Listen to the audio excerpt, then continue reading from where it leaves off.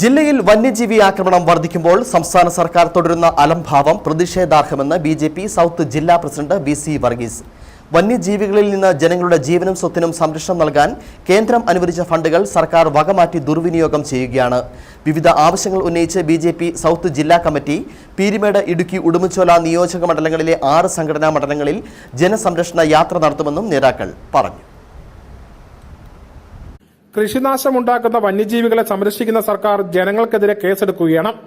മയക്കുമരുന്നിന്റെ വ്യാപനവും വിപണനവും ഉപയോഗവും ഇത്രയും വർദ്ധിച്ച കാലം കേരള ചരിത്രത്തിൽ ഉണ്ടായിട്ടില്ല.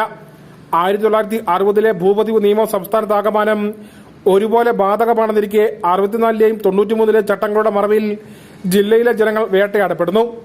പുതിയ നിയമത്തിലെ ക്രമവൽക്കരണത്തിൽ ജനങ്ങൾക്കിടയിൽ ആശങ്കയുണ്ട്.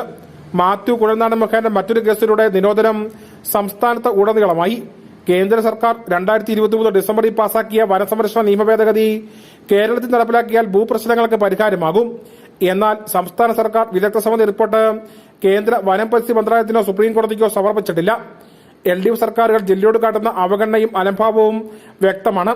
സംസ്ഥാന സർക്കാർ തെറ്റായ നിലപാട് തിരുത്തി ജില്ലയിലെ പ്രശ്നങ്ങൾക്ക് പരിഹാരമുണ്ടാക്കണം.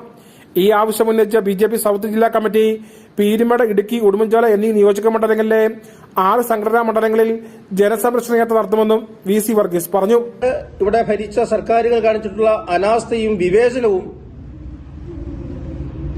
ഒരിക്കൽ കൂടി തുറന്നു കാട്ടപ്പെടുകയാണ്.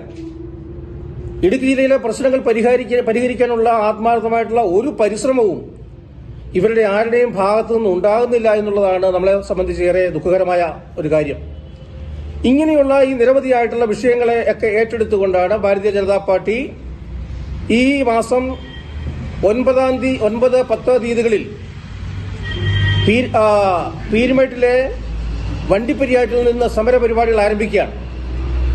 വണ്ടിപ്പെരിയാറ്റിൽ 9 തീയതി രാവിലെ 10 മണിക്ക് ജനസംരക്ഷണ യാത്രയുടെ തുടക്കം കുറിക്കുക.